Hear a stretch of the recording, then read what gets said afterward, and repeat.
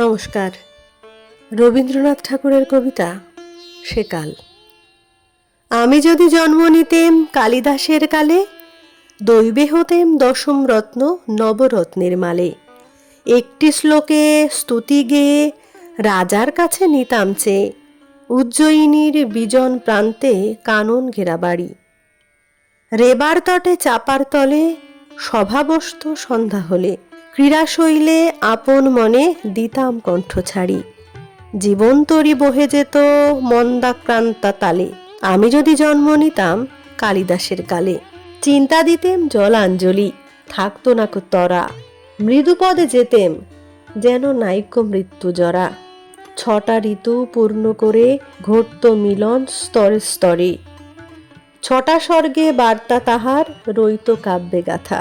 বিরহ দুঃখ দীর্ঘ হতো তপ্ত অশ্রু নদীর মতো, মন্দগতি চলত রচি দীর্ঘ করুণ গাথা।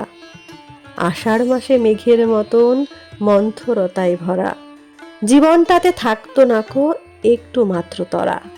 অশোক কুঞ্জ উঠত ফুটে প্রিয়ার পদাঘাতে, বকুল হতো ফুল্ল প্রিয়ার মুখের মদিরাতে। প্রিয় সখীর নামগুলি সব ছন্দ ভরি করিত রব, রেবার কুলে কলহংস কলধ্বনির মতো। কোনো নামটি মন্দালিকা, কোনো নামটি চিত্রলিখা, মঞ্জুলিকা মঞ্জরিণী ঝঙ্কারিত কত। আসত তারা কুঞ্জ বনে চৈত্র জ্যোৎস্না রাতে, অশোক শাখা উঠত ফুটে প্রিয়ার পদাঘাতে। কুরুবকের পড়ত চূড়া কালো কেশের মাঝে, লীলাকমল রইত হাতে কি জানি কোন কাজে। অলক সাজত কুন্দ ফুলে, শিরিষ পড়ত কর্ণমূলে, মেখলাতে দুলিয়ে দিত নবনীপের মালা। ধারাযন্ত্রে স্নানের শেষে ধূপের ধোঁয়া দিত কেশে, লধ্র ফুলের শুভ্র রেণু মাখত মুখে বালা। কালাগুরুর গুরুগন্ধ লেগে থাকতো সাজে, কুরুবকের পড়ত মালা কালো কেশের মাঝে। কুমকুমেরই পত্র লেখায় বক্ষ রইত ঢাকা, আঁচলখানির প্রান্তটিতে হংস মিথুন আঁকা। বিরহেতে আষাঢ় মাসে চেয়ে রইত বধূর আসে, একটি করে পূজার পুষ্পে দিন গণিত বসে। বক্ষে তুলি বিনাখানি গান গাহিতে ভুলতো বাণী, রুক্ষ অলক অশ্রু চোখে পড়ত খসে খসে। মিলন রাতে বাজতো পায়ে নূপুর দুটি বাঁকা, কুমকুমের এই পত্র লেখায় বক্ষ রইত ঢাকা। প্রিয় নামটি শিখিয়ে দিত সাধের সারিকারে, নাচিয়ে দিত ময়ূর তীরে কঙ্কন ঝঙ্কারে।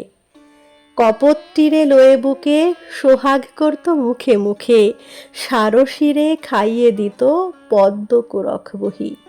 অলক নেড়ে দুলিয়ে বেনি কথা কইত সৌরসেনী, বলতো সখীর গলা ধরে হলা প্রিয় সহি। জল সেচিতে আলবালে তরুণ সহকারে, প্রিয় নামটি শিখিয়ে দিত সাধের সারিকারে।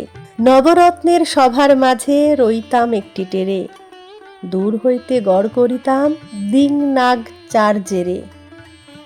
আশা করি নামটা হতো ওরই মধ্যে ভদ্রমতো, বিশ্বসেন কি দেবদত্ত কিংবা বসুভূতি। শ্রদ্ধ রাখি মালিনীতে বিম্বাধরের স্তুতি গীতে, দিতাম রচি 2-4টি ছোটখাটো পুঁথি। ঘরে যেতাম তাড়াতাড়ি শ্লোক রচনা সেরে, নবরত্নের সভার মাঝে রইতাম একটি টেরে।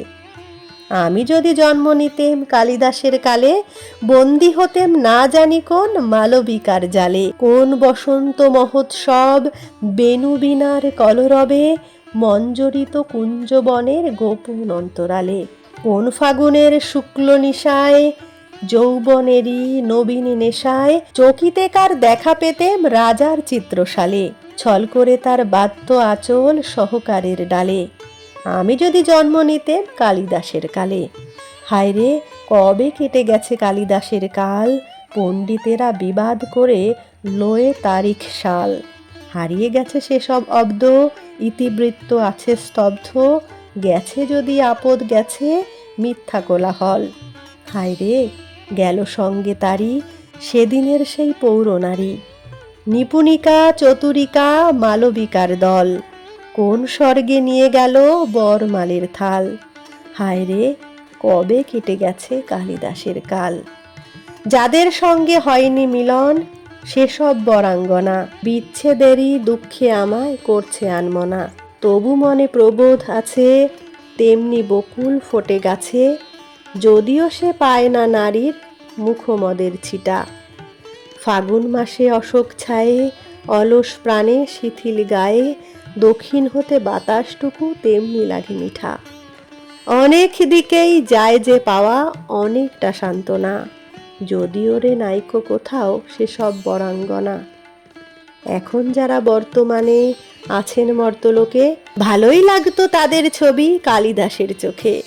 পরেন বটে জুতা মোজা, চলেন বটে সোজা সোজা, বলেন বটে কথাবার্তা অন্য দেশির চালে।